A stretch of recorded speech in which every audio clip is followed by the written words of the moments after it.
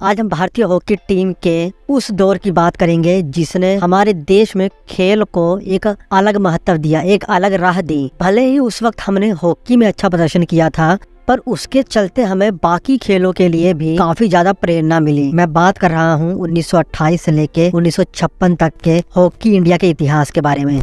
Detail में बताएंगे आज की हमारी पुरुषों की हॉकी टीम में और पुरानी हमारी पुरुषों की हॉकी टीम में ऐसा क्या अंतर है, हमारी परफॉर्मेंस में इतना बड़ा अंतर आ गया और किस तरह से इन खिलाड़ियों ने पूरे देश भर में एक ऊर्जा पैदा कर दी थी, खेलों को लेकर एक जागरूकता पैदा कर दी थी। तो वीडियो के लास्ट तक बने रहिए, पूरा नॉलेज आपको मिलने वाला है। अगर आप लास्ट तक बने रहेंगे तो फायदा आप ही का है। अगर आप हॉकी की गेम को फॉलो करते हैं स्पेशली उनके लिए तो ये वीडियो है। बाकी मर्जी है आपकी, समय है आपका, आप जहाँ मर्जी इन्वेस्ट कर सकते हैं। आए हैं तो वीडियो को सब्सक्राइब जरूर कीजिए, लाइक कीजिए और शेयर कीजिए अपने बाकी दोस्तों के साथ। भारतीय राष्ट्रीय पुरुष हॉकी टीम ने कुल 8 गोल्ड मेडल जीत रखे हैं, जिनमें से 6 तो लगातार आए थे 1928 से लेकर 1956 तक। इसके बाद टीम ने 2 और गोल्ड मेडल जीते, टोक्यो में 1964 और 1980 के ओलंपिक में। ये जो सफर था ये 1928 से शुरू हुआ एम्स्टर्डम से। भारतीय हॉकी टीम ने ओलंपिक इतिहास में अपना पहला गोल्ड मेडल यहीं पर जीता था। भारतीय हॉकी टीम साल 1920 के एंटवर्प ओलंपिक के बाद पटरी पर आती दिखी थी। इस ओलंपिक ने दुनिया के सबसे महान हॉकी खिलाड़ी को देखा, जिनका नाम था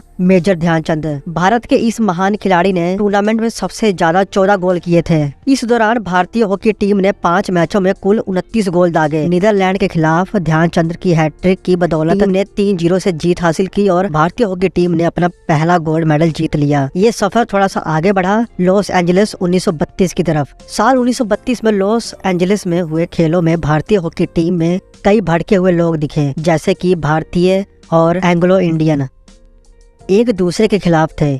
यहाँ तक कि टीम के एक सदस्य ने भी पगड़ी पहनने से मना कर दिया था, जो कि आधिकारिक टीम की पोशाक थी। हालांकि हॉकी खिलाड़ियों ने पिच पर अपनी व्यक्तिगत लड़ाई को दूर रखा और एक टीम के रूप में बेहतरीन प्रदर्शन किया। भारतीय हॉकी टीम ने अपने पहले गेम में मेजबान टीम को 24-1 से हराया। आज के टाइम में आपको इतने गोल देखने को मिलते हैं? नहीं देखने को मिल सकते भाई साहब। उस वक्त ध्यानचंद जी थे हॉकी के जादूगर। इस मैच में ध्यानचंद जी के छोटे भाई रूपचंद्र ने अकेले ही 10 गोल दाग दिए थे। जलवा था इनका। इस आक्रामक टीम के खिलाफ फाइनल मुकाबले में जापान के पास कोई भी जवाब नहीं था। खिलाड़ी खिताबी मैच में टीम इंडिया ने 11-0 से जीत हासिल की और लगातार दूसरी बार ओलंपिक में गोल्ड मेडल अपने नाम कर लिया। भारत में हॉकी के ऐसे ही कई किस्से मशहूर हैं। थोड़ा और आगे बढ़ते हैं, बर्लिन 1936 की तरफ आते हैं। भारतीय हॉकी टीम ने लगातार तीसरी बार ओलंपिक में गोल्ड मेडल जीतने के लिए अपने कदम आगे बढ़ाए। ये मेडल ध्यानचंद जी को एक तोहफा, जिन्होंने इसके बाद अपने संन्यास की घोषणा कर दी थी। इस बार भी हमारी भारतीय टीम सभी टीमों को एकदम हावी नजर आई। इस टूर्नामेंट में टीम ने 30 गोल किए और हंगरी, यूएस, जापान और फ्रांस के खिलाफ एक भी गोल नहीं खाया। सेमीफाइनल और फाइनल में ध्यानचंद और रूपचंद्र के शानदार प्रदर्शन की बदौलत हम मैच जीत गए। फाइनल मैच में ध्यानचंद के शानदार प्रदर्शन की बदौलत भारत ने आसान जीत हासिल की। वहीं लगातार दूसरे ओलंपिक फाइनल में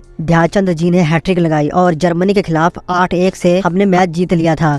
इसके साथ ही ध्यानचंद जी ने गोल्ड मेडल के साथ हॉकी को अलविदा भी कह दिया। अब ध्यानचंद जी के जाने के बाद कई टीमों को लगा होगा कि नहीं, अब तो जादूगर जी चले गए हैं, अब हम भारतीय टीम को हरा सकते हैं। पर तभी आता है 1948 लंदन ओलंपिक। 1940 और 44 के ओलंपिक नहीं खेले गए क्योंकि दूसरा वर्ल्ड वॉर चल रहा था। भारतीय हॉकी में 12 साल के लंबे इंतजार के बाद फिर गोल्ड मेडल की उम्मीद में ओलंपिक में हिस्सा लिया। इसके बाद ही भारत ने चौथा गोल्ड मेडल जीता था। इस ओलंपिक में भारत को बलबीर सिंह सीनियर के रूप में एक नया स्टार खिलाड़ी मिल गया था। इस स्ट्राइकर ने शानदार प्रदर्शन कर अर्जेंटीना को 9-1 से, ऑस्ट्रिया को 8-0 से, स्पेन को 2-0 से हराने में अहम भूमिका निभाई थी। भारत के आजाद होने के बाद पहली बार फाइनल में हम पहुंच गए थे और मेजबान ग्रेट ब्रिटेन से ही हमारा मुकाबला था। इस ऐतिहासिक मैच को देखने के लिए 25,000 से भी ज्यादा दर्शक शामिल हुए थे। उस टाइम पर इतने दर्शक इकट्ठे होना अपने आप में एक बड़ी बात थी और वो भी हॉकी के लिए, ये तो बहुत बड़ी बात थी। इस खिताबी मैच में भारतीय टीम पर कोई भी दबाव नहीं था और बलबीर सिंह सीनियर के 2 गोल की बदौलत उन्होंने 4-0 से जीत हासिल की। और मैं आपको ये भी बता दूं कि अक्षय कुमार की जो गोल्ड मूवी आपने देखी थी, उसमें बलबीर सिंह सीनियर के कैरेक्टर को दिखाया गया था, जो लंदन ओलंपिक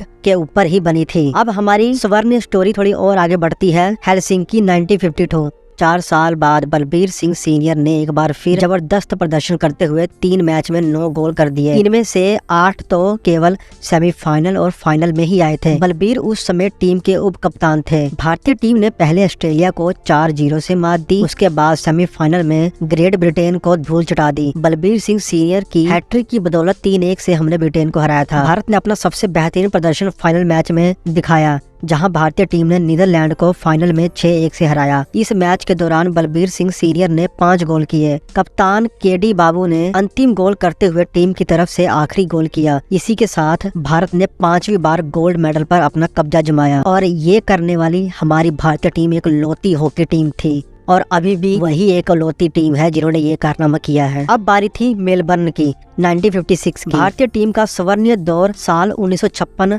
ओलंपिक में पहुंच गया, जहां उन्होंने देश से आजाद होने के बाद पहली और टोटल दूसरी बार गोल्ड की हैट्रिक लगाने की कोशिश करनी थी। इसके बाद उन्होंने अफगानिस्तान को 14-0 से करारी मात दी। वहीं अमेरिका को भी उन्होंने 16-0 से हराया। इन सेमीफाइनल में जर्मनी और फाइनल में पाकिस्तान को हमने हरा ही दिया। टीम इंडिया के लिए मुश्किलें इसलिए थी क्योंकि बलबीर सिंह सीनियर के बाएं हाथ में फ्रैक्चर हो गया था। दर्द के बावजूद उन्होंने फाइनल मुकाबले में हिस्सा लिया और एक बेहतरीन कप्तान की तरह शानदार प्रदर्शन भी किया। अपनी टीम को 1-0 से जीत दिलाने में उन्होंने अहम भूमिका निभाई थी। अब हमने आजादी के बाद गोल्ड की हैट्रिक लगा दी थी और टोटल लगातार 6 गोल्ड मेडल जीत चुके थे ओलंपिक में, पर हमने रुकने का नाम नहीं लिया था। अब बारी थी टोक्यो की 1964 की। भारतीय हॉकी टीम की ओलंपिक में जो लगातार गोल्ड मेडल जीतने की जो गाड़ी थी उसको पाकिस्तान ने 1960 में रोम में रोक दिया था क्योंकि उन्होंने हमको फाइनल में 0-1 से हराकर गोल्ड मेडल पर अपना कब्जा जमाया था। इसके 4 साल बाद एक बार फिर फाइनल मुकाबले में हमारा सामना पाकिस्तान से ही हुआ। पिछले खेल की तरह भारतीय टीम को इस बार भी कठिन चुनौतियों का सामना करना पड़ा। ईस्ट जर्मनी के खिलाफ उन्होंने 1-1 से ड्रॉ मैच खेला। उसके अलावा उन्होंने स्पेन,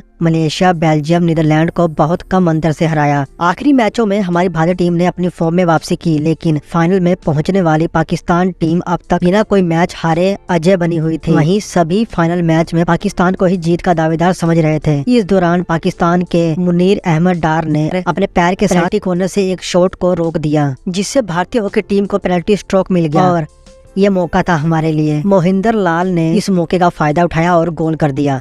भारतीय हॉकी टीम के गोलकीपर शंकर लक्ष्मण ने पाकिस्तानियों के हमले को काफी मजबूती से रोका। हमने पाकिस्तान को दूसरी बार हराया और इस बार फिर हमने गोल्ड मेडल जीता। ये हमारा 7वां गोल्ड मेडल था और उसके बाद हमारे गोल्ड मेडल पर थोड़ी सी रोक लग गई। 3 ओलंपिक निकल गए, हमने गोल्ड मेडल नहीं जीता था।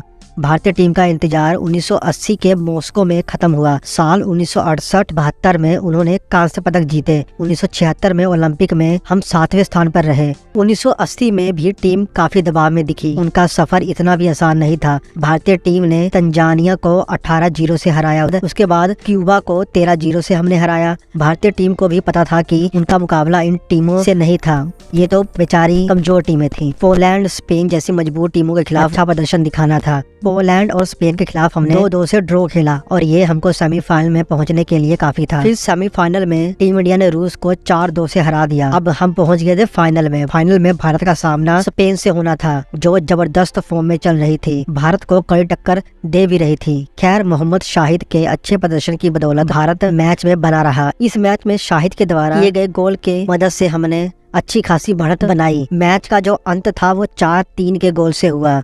हमने 1 गोल की बढ़त बना के रखी। इसी के साथ भारत ने अपना 8वां गोल्ड मेडल जीता। उसके बाद अभी तक हम ओलंपिक में गोल्ड मेडल नहीं जीत पाए। 1980 के बाद अब जाके टोक्यो ओलंपिक में हमको एक ब्रोंज मेडल मिला। लगभग 4 दशक निकल गए तब जाके हमको एक मेडल मिला। और अभी भी ओलंपिक की पूरी हिस्ट्री में, पुरुष हॉकी की पूरी हिस्ट्री में सबसे ज्यादा मेडल हमारे पास ही है। फिर चाहे हम गोल्ड मेडल की बात करें या फिर टोटल मेडल की बात करें, तो उम्मीद है कि इस बार भी ओलंपिक में हमारी टीम अच्छा प्रदर्शन करेगी। अगर आपको वीडियो अच्छी लगी तो चैनल को सब्सक्राइब कीजिए, लाइक कीजिए, शेयर कीजिए। मिलेंगे नेक्स्ट वीडियो में। जय।